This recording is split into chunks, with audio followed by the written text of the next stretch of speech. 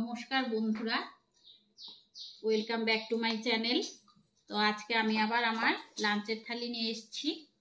এখানে আছে গরম ভাত, মুসুর ডালের বড়া পেঁয়াজ দিয়ে, মাছের ডিমের তরকারি আলু দিয়ে, এখানে একটা নিরামিষ তরকারি, আর আছে কাতলা মাছের ঝোল আলু দিয়ে।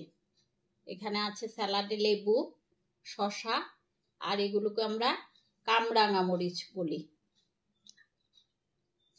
জল নিয়েছি আর একটু পায়েস নিয়েছি।